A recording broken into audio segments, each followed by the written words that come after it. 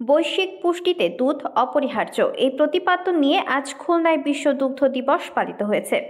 দিবসটি উপলক্ষে দুপুরে খুলনা বিভাগীয় প্রাণী সম্পদ দপ্তরের বঙ্গবন্ধু অডিটোরিয়ামে আলোচনা সভায় প্রধান অতিথি ছিলেন খুলনা সিটি কর্পোরেশনের মেয়র তালুকদার আব্দুল খালেক। প্রধান অতিথির বক্তৃতায় সিটি মেয়র বলেন, মেধাবী জাতি গঠনে দুধ, ডিম ও মাছ অত্যন্ত গুরুত্বপূর্ণ। জন্ম থেকে মৃত্যুর আগ পর্যন্ত দুধের প্রয়োজন এবং দুধ শিশুদের মেধা বিকাশে সহায়তা করে। সকল মানুষের প্রতিদিন 1 গ্লাস দুধ খাওয়া প্রয়োজন। দুধ বয়স্কদের হাড়ের ক্ষয় প্রতিরোধ করে ও দৈহিক বৃদ্ধিতে সহায়তা করে।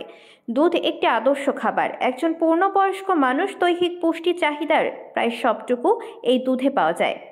যে কোনো বয়সে দুধ খাওয়া যায়। নিয়মিত গরম দুধ খেলে শ্বাসতন্ত্রের প্রদাহজনিত রোগ লাঘব হয়।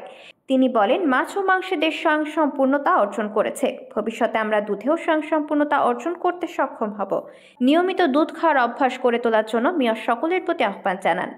অনুষ্ঠানে সম্মানিত অতিথি হিসেবে বক্তৃতা করেন Khulna metropolitan police commissioner Mohammad Mozammel Haque. বিভাগীয় প্রাণী সম্পদ দপ্তরের পরিচালক ডাক্তার নুরুল্লাহ মোহাম্মদ আহসানের সভাপতিত্বে বিশেষ অতিথির বক্তৃতা করেন খুলনা জেলা প্রশাসকের কার্যালয়ের স্থানীয় সরকার দপ্তরের পরিচালক মোহাম্মদ ইউসুফ আলী ও অতিরিক্ত পুলিশ সুপার মোহাম্মদ হাফিজুর রহমান। এতে প্রবন্ধ উপস্থাপন করেন কেসিসির ভেটেরিনারি কর্মকর্তা ডক্টর পেরু গোপাল বিশ্বাস। স্বাগত বক্তৃতা করেন জেলা প্রাণী সম্পদ অফিসার ডাক্তার মোহাম্মদ শরীফুল ইসলাম।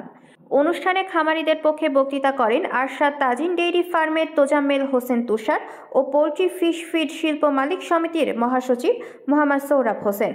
খুলনা জেলা প্রাণী সম্পদ এই অনুষ্ঠানের আয়োজন করে। অনুষ্ঠানে মেয়র দিবসটি উপলক্ষে রচনা ও চিত্রাঙ্কন প্রতিযোগিতায় বিজয়ী শিক্ষার্থীদের মাঝে পুরস্কার বিতরণ করেন।